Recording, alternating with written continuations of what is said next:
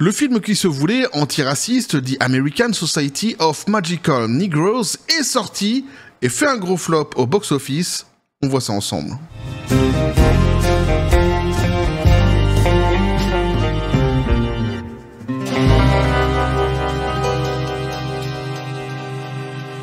Et en introduction, je dis que c'est un film qui se veut antiraciste, mais j'aurais pu rajouter qui, au final, lui-même est raciste. Le film, évidemment, Petit Café les copains. Et vous allez comprendre ça ici. Alors, je suis sûr que la grande majorité d'entre vous n'a jamais entendu parler de ce fameux film, dont le titre déjà est quand même assez... Ça invite au voyage, tu vois, The American Society of Magical Negroes. Ah, ça donne envie, c'est extraordinaire, surtout pour la prononciation donc à l'international, hein, pour les gens comme moi qui ont un accent parfait anglo-saxon, pas piqué d'hanneton, un accent américain pas piqué d'hanneton, ça donne vraiment envie, hein, et donc c'est un film à la base qui ne m'intéressait pas du tout, hein, faut dire les choses clairement, je savais qu'il existait, je savais qu'il allait sortir, mais je m'en battais les Pokéballs façon Master Balls, c'est pourquoi j'en avais jamais parlé sur cette même chaîne, et oui, mais ici, le flop qu'il est en train de faire au box-office, le méga flop qu'il est en train de faire au box-office, eh bien, m'a incité, m'a invité, m'a titillé à m'intéresser justement davantage à ce fameux projet, et c'est un sacré bordel. On va voir ça justement ensemble. Il y a beaucoup de choses à dire sur ce film. On est sur un film qui est empreint d'une idéologie qu'on connaît bien sur cette chaîne, hein, qui se revendique combattre le racisme, mais qui produit systématiquement le pire des racismes, hein. Et justement, ça va être une fois de plus ici le cas. Et parce que justement, c'est un film, je suis certain que beaucoup d'entre vous ne connaissent absolument pas. On va voir ce qu'il en est d'abord, le synopsis, évidemment, en préambule. Il faut comprendre que tout cela ce film part en fait d'une expression à la base qui est donc Magical Negroes. Il faut d'abord comprendre quelle est donc cette expression, ce que ça veut dire. Hein, et ensuite on va voir le synopsis magnifique de ce film extraordinaire. Alors, The Magical Negroes est un personnage noir secondaire dans un film qui vient généralement en aide à un protagoniste blanc. Un Magical Negroes est un stéréotype dont se plaignent certaines personnes dans les films depuis un certain temps. Le terme a été inventé par le célèbre arnaqueur racial Spike Lee, qui était gêné par les relations raciales à l'écran entre les Noirs et les Blancs dans les films. C'est vrai que Spike Lee, quand même, est très connu aux États-Unis pour ses 10 combats raciaux. Hein. Il est obsédé par ça, faut bien le dire quand même assez clairement. Et donc, c'est un terme qu'il a inventé ici, donc un Magical Negroes. Donc, t'as bien compris que dès le départ, en fait, on est vraiment ici dans la lecture uniquement des faits par rapport à la couleur de peau des personnages. Hein. Ah, c'est charmant. C'est joyeux, hein. Bienvenue dans le côté woke de la force. Donc, vous l'aurez compris, un Magical Negroes est donc un personnage secondaire dans un film qui vient généralement en aide à un protagoniste blanc. Voilà. Et donc, une expression inventée par Spike Lee. Le film, donc, part de ce préambule, hein, qui est donc un préambule, on pourrait dire, qui serait basé sur une certaine forme, dans leur tête, en tous les cas, de discrimination ou de marginalisation. Hein, ils aiment bien ce terme comme ça, marginalisé. Les gens marginalisés, ils se considèrent comme cela. Et donc, hein, on nous dit ici, qu'est-ce qu'il en est exactement du coup du film ? Eh bien, si nous pouvions créer un film sur un groupe de Noirs qui doivent se déplacer pour assurer le confort des Blancs pour leur propre sécurité, c'est la prémisse de American Society of Magical Negroes. Et oui, si, pour ceux qui ont compris quand même rien qu'ici, dès la première phrase, ce qu'il en retourne, vous n'avez pas rêvé, c'est bien ça. Hein, donc ce sont des Noirs qui s'assurent du confort des Blancs pour leur propre sécurité. Donc on revient sur ce fameux discours, hein.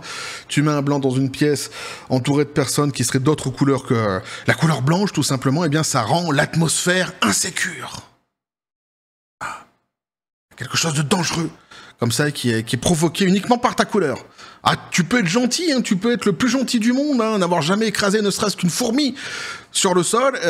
Non, mais t'es blanc. T'es dangereux, t'es dangereux, t'es blanc. C'est comme ça. Et ils vont d'ailleurs même plus loin, on va voir ça ensemble après. Franchement, je vous assure, parfois je dis, je caricature, mais cette fois-ci, non, pas du tout. Et vraiment, je suis même en dessous. On va voir justement à la fin, je vous dis, ils vont vraiment beaucoup plus loin. Sur le racisme anti-blanc, évidemment. Le film met en vedette donc un Judge Smith dans le rôle de Aren, un artiste raté qui essaie de vendre son art abstrait que personne ne comprend. Alors, ils sont assez durs ici, hein, dans l'article avec le film, mais globalement, en fait, toutes les critiques sont très dures avec ce fameux film, et même les critiques woke.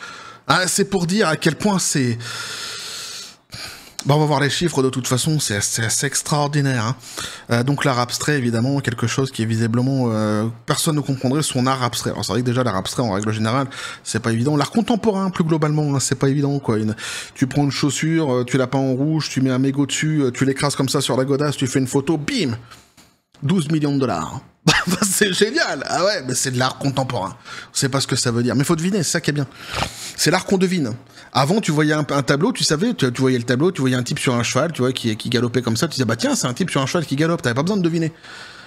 Bah, maintenant, tu devines. C'est l'art contemporain. Voilà, des génies, hein.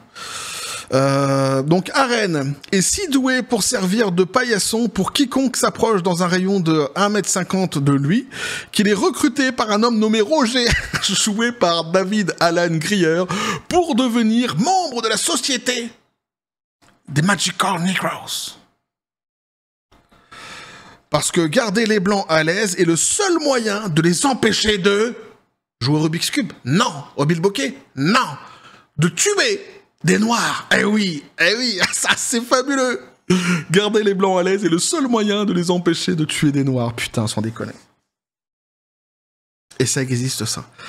Arène rejoint Laurent et a affecté un responsable d'une agence un responsable d'une agence de publicité pour le garder à l'aise alors que les larmes blanches montrent une détresse émotionnelle. Ce n'est pas une blague, c'est bien l'intrigue réelle de ce film, nous dit-on ici. Donc, hein, t'as compris le délire. Hein. C'est-à-dire que les Blancs, dans ce film-là, quand ils ont rien à faire, quand ils se sentent pas bien dans leur pompe, tu vois, dans leurs chaussures, quand ils sont, tu vois, t'as celui qui se lève en se disant je suis de bonne humeur ce matin, il y a des matins comme ça, puis t'as celui qui se lève le matin qui dit non, ça va pas, qu'est-ce que tu vas faire? Tu vas pas renverser ton bol de choc à pic. Roger, fais pas ça! Pas ton bol de choc à pic. Non, je vais les tuer. Non, mais donne-moi un revolver, ce que tu veux, une sarbacane. Il faut que je l'aille désinguer du noir. Mais ils sont tarés, franchement. Ils sont tarés. Alors, c'est censé être une satire, hein, faut quand même le préciser ici. Néanmoins, on est aujourd'hui... Alors, si c'était dans un monde normal, quelque part, on pourrait, si ce n'est le comprendre, peut-être l'accepter, je sais pas, ou si ce n'est l'accepter, peut-être le comprendre, ça dépend comment on voit les choses.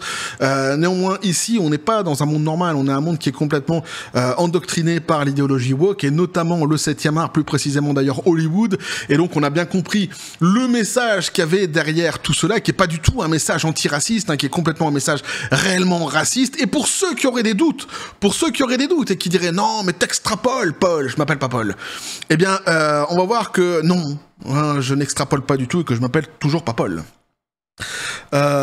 Puisque dans la suite de l'article, eh bien, on nous dit ici, comme tous les autres clones d'émissions quotidiennes, qui utilisent la culpabilité des Blancs pour continuer à trouver du travail dans le Hollywood progressiste, Kobe, donc un Kobe, c'est le réalisateur, hein, tout simplement, du film, c'est aussi celui qui a écrit le film, hein, a continué donc à utiliser le récit raciste selon lequel, tiens-toi bien, l'animal le plus dangereux au monde, nous dit-il, c'est le blanc. Voilà, donc, l'animal le plus dangereux au monde, c'est le blanc. Je pense que tout est dit, en fait, dans cette phrase. Là, on est vraiment en dehors du film, hein, c'est une déclaration faite donc dans les médias. Pas de problème. Pour ça que je disais, au début de la vidéo, qu'on allait voir ensemble ce qu'il en était de ce film, de manière à savoir où mettez nos panards, nos pompes, nos pieds. Donc on en est là, hein, l'animal le plus dangereux au monde, donc, hein.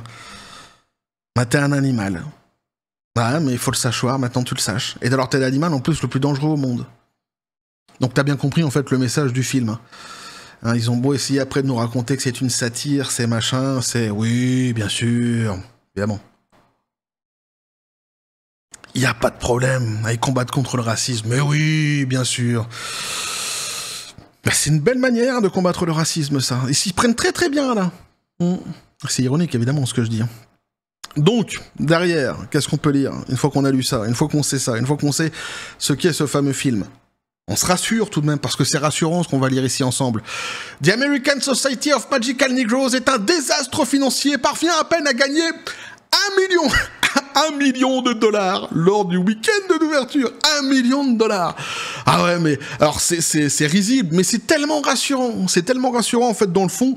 Ils ont non tu rêves pas, hein, c'est le week-end d'ouverture, hein, réellement. Hein. Ils ont eu à peine à gagner 1 million de dollars. C'est un truc de fou. Je n'ai jamais vu ça. C'est un truc de dingue. Alors oui, comme je l'ai dit, effectivement, c'est fort rassurant tout de même. Bah ouais. Mais c'est dingue. C'est pour ça que en fait, le méga flop au box-office m'a invité à m'intéresser à ce fameux film dont, à la base, comme je l'ai dit, hein, je m'en battais les Pokéballs, vraiment, allègrement, pourrais-je dire. Donc, The American Society of Magical Negro, une comédie autoproclamée produite par Focus Features et réalisée par Kobe Libby, hein, donc celui qui dit que tous les blancs sont des animaux, mais en fait l'animal le plus dangereux sur cette terre, donc est un désastre financier massif qui ne parviendra probablement pas à atteindre le seuil de rentabilité. Et oui, et pourquoi on nous dit probablement pas ? Eh bien parce qu'on ne connaît pas son budget. Le budget jusqu'ici est resté secret. Ils tiennent à le garder secret.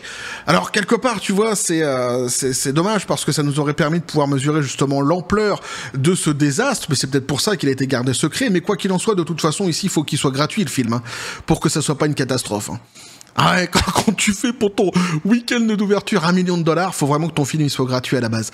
Donc ici, t'es forcément face à un gros méga flop. Forcément.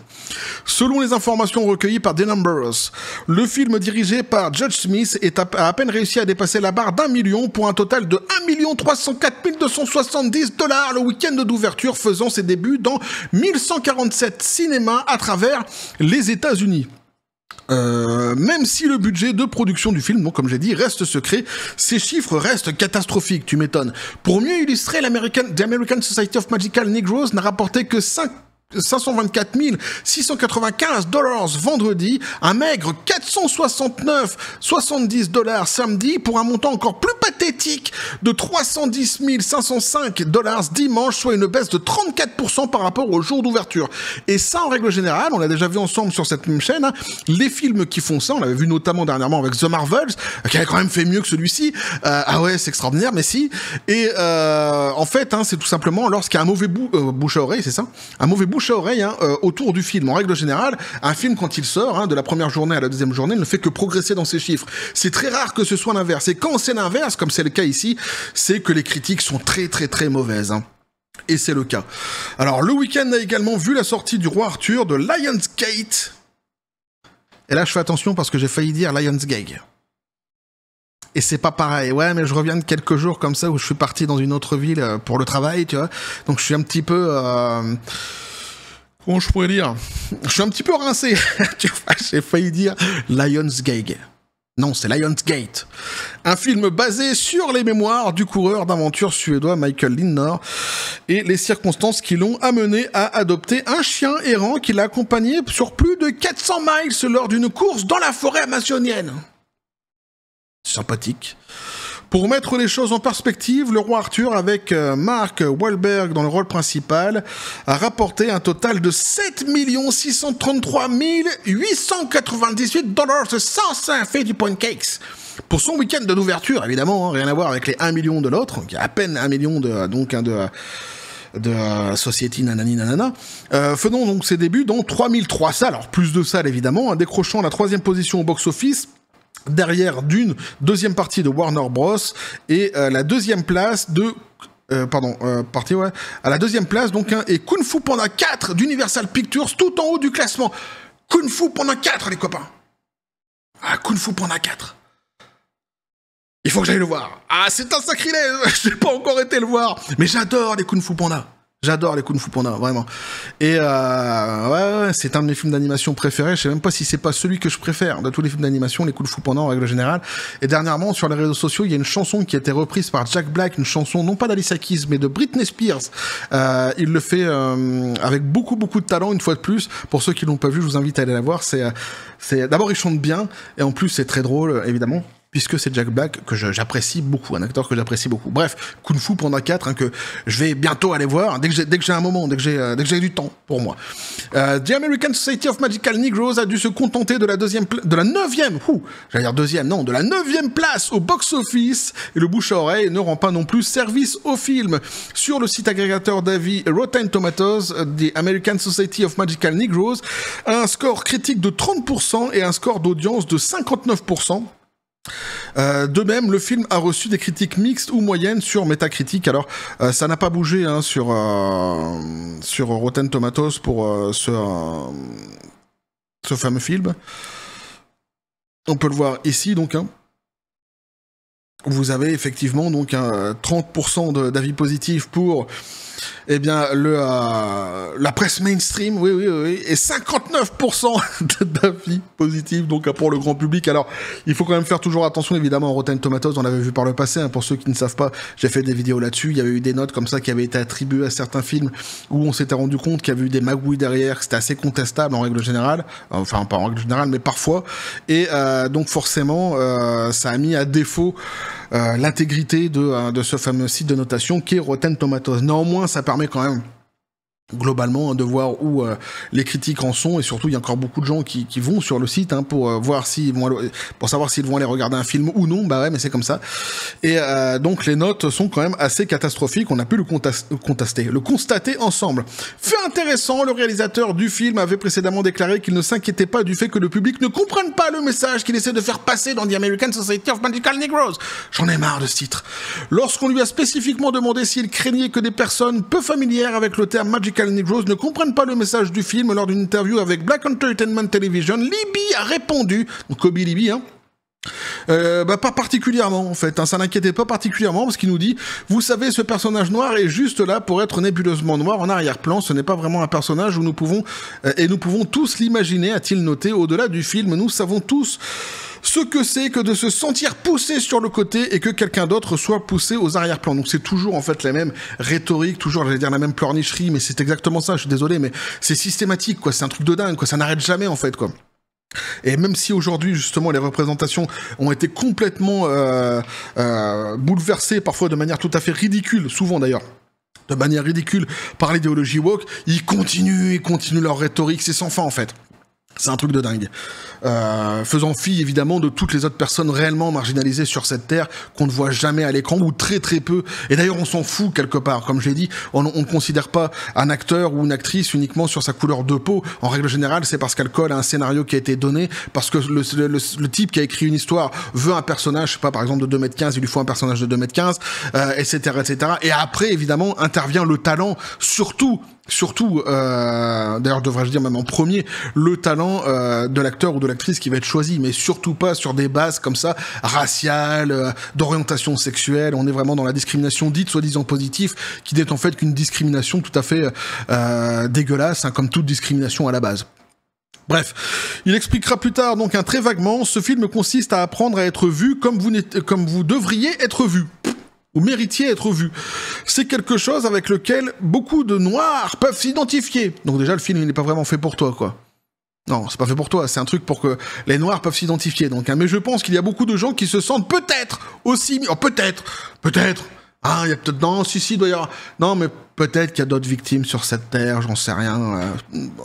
C'est pas sûr, quand même, parce que c'est vrai qu'au niveau de la victime, quand même... Bon, j'aimais quand même un petit peut-être. On sait jamais.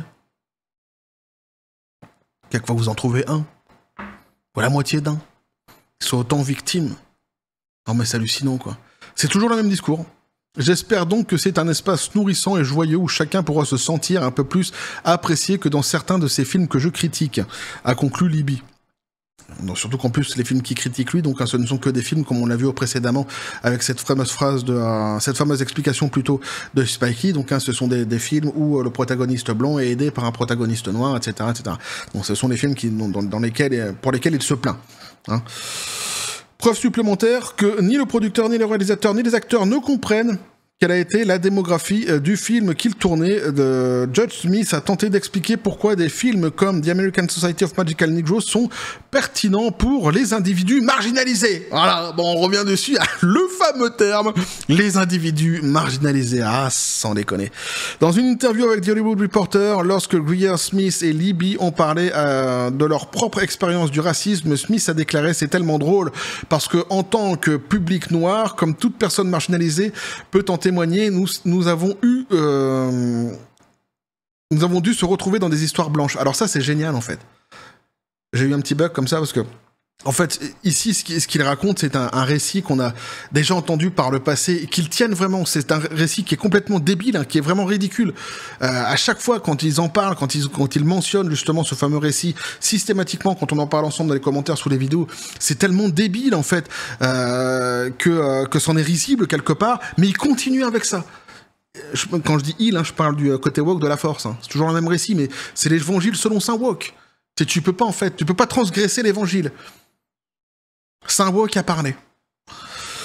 Nous avons dû trouver des personnages blancs auxquels nous nous identifions depuis si longtemps et maintenant que nous nous concentrons sur ces histoires, le public blanc, pour la toute première fois, se dit « Oh, comment, maintenant, je dois me retrouver, même si une personne ici ne me ressemble pas, je m'identifie vraiment à ce protagoniste. » Mais c'est de là que vient l'empathie, vous savez, c'est de là que vient le mouvement réel, a affirmé donc l'acteur. Donc grâce à lui, en réalité, donc hein, des personnes qui seraient blanches, parce qu'il ne voit en fait les sociétés hein, que le monde que par la couleur de peau des gens. Hein.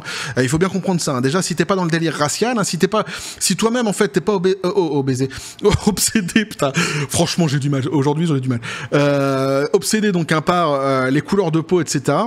Eh bien, tu auras franchement beaucoup de mal à comprendre cela. Ce sont des gens qui sont obsédés par cela, qui ne font que produire du racisme d'ailleurs à chaque fois qu'ils finissent par ouvrir la bouche. Hein. Et c'est une fois de plus le cas ici, puisque si tu l'écoutes, eh bien, avant lui l'obscurité, après lui la lumière. Et là encore une fois, on est typiquement sur l'évangile selon saint woke. Il est tout à fait impossible qu'un blanc du passé ait pu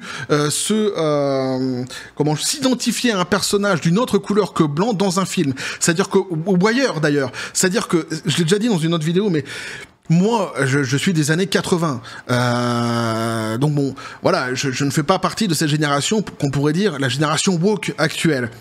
Donc, hein, selon lui, je n'ai jamais pu, me sentir représenté par un personnage d'une autre couleur, que ce soit dans les films ou autres, hein, un personnage qui serait célèbre. Or, moi, mes personnages préférés quand j'étais petit, c'était d'une part, d'un côté, Bruce Lee. Alors oui, je sais, les woke diront de toute façon Bruce Lee était blanc. Hein, et de l'autre côté, Michael Jordan. Voilà. Donc c'est complètement débile. C'est complètement débile, et en fait, il est en train de te dire qu'il est en train de révolutionner le monde avec ça, parce que justement, aujourd'hui, les Blancs sont obligés de se... Genre, je te passe sur les Wesley Snipes, etc., évidemment, et les Blancs seraient obligés maintenant de se sentir représentés par un personnage à l'écran qui ne serait pas de leur propre couleur de peau, et donc pour lui, c'est quelque chose de révolutionnaire. C'est là qu'il nous dit, d'ailleurs, c'est ici que se trouve le mouvement réel, l'empathie. Ah. Ce qui est complètement débile. C'est-à-dire que c'est un combat qui est gagné depuis des dizaines et des dizaines d'années dans le cinéma. Ce combat-là est gagné depuis des dizaines et des dizaines d'années. Ils n'ont absolument rien inventé, absolument rien révolutionné, et la seule chose qu'il fait ici, c'est justement produire du racisme. C'est tout. Uniquement. Quel que soit le message que le réalisateur tente désespérément de transmettre avec The American Society of Magical Negroes, quel qu'il soit, tout le film qui lutte pour gagner $1 million au box-office a cruellement besoin de l'aide de certains individus magiques. Et oui, parce que ici, franchement, il va leur falloir beaucoup de magie donc, hein, pour pouvoir se dépêtrer du pétrin dans lequel ils se sont mis ici avec ce fameux film donc qui aura rapporté que dalle. Hein. Je crois qu'on va aller quand même voir vite fait ensemble les chiffres actuels hein, aux sorties donc de ce week-end d'ouverture. Donc hein, sur The Numbers, on est à 1 416 020 $. Donc c'est une catastrophe intégrale. Hein. Donc ici, on est vraiment sur un méga flop pour ce film. Oui, mais quelque part, pour une fois, on est sur un méga flop qui est hyper rassurant. Alors d'ailleurs... Parfois, ça l'est avec d'autres films aussi, mais ici particulièrement, puisque le message est ouvertement raciste. En tous les cas, moi, c'est comme ça que j'interprète, c'est comme ça que je le prends. Et les phrases qui sont dites comme ça dans les médias, en donnant les Blancs comme des animaux qui seraient l'animal le plus dangereux au monde, ne me feront pas changer d'avis. Ça, c'est une certitude. Donc, je suis très content de pouvoir constater le méga flop de ce film qui, à la base, ne m'intéressait pas du tout, mais qui, au final, eh bien... m'aura intéressé justement grâce à son méga flop et qui, grâce à ce méga flop, eh bien, m'aura permis de pouvoir revenir dessus, de le décrypter un petit peu ensemble et de voir à quel point effectivement le message qui était à l'intérieur de ce film est quand même un message tout à fait méprisable. Pour le reste, je crois que avec peut-être un petit peu de difficulté parfois, mais ouais, mais comme je l'ai dit, je reviens d'un week-end de travail dans une autre ville, donc je suis un petit peu rincé, mais j'ai essayé d'expliquer quand même ce que je pensais de tout cela et je pense que je l'ai quand même plutôt pas mal fait. Et donc vous aurez compris de toute façon mon point de vue sur les déclarations de ces personnes-ci et surtout sur le fond de cette histoire autour de ce film, hein. Je trouve ça évidemment, comme à chaque fois avec l'idéologie woke, tout à fait méprisable, hein. C'est évidemment pour moi ce racisme-ci d'ailleurs, hein, qui fait partie de tous les autres racismes, puisque le racisme en lui-même n'a pas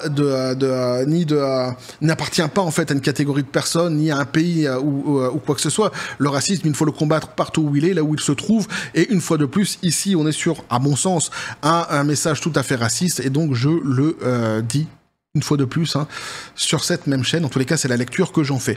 Bref, n'hésitez pas à me dire ce que vous en pensez donc dans les commentaires, à vous abonner si le contenu vous a plu, activer la petite cloche pour les prochaines notifications, les prochaines vidéos qui vont arriver, à balancer un like à partir de la vidéo. Vous avez mon Xor, le Discord et le Facebook de la chaîne qui sont dans la description des vidéos. N'hésitez pas à venir et à basculer du côté de la force absurde des réseaux sociaux. Sur ce, les copains, je vous dis comme toujours à la John Spartan, paix, félicité, et on va quand même voir ce qu'il en est de ce film par la suite, hein. On va suivre évidemment ce méga flop qui est en train de s'avancer, mais je suis même pas sûr, je suis pas certain qu'il sera vraiment intéressant de revenir dessus, à moins que dans les médias on ait ces fameuses déclarations qui viendront dire que si les gens ne se sont pas déplacés dans les salles, c'est parce que ce sont des racistes.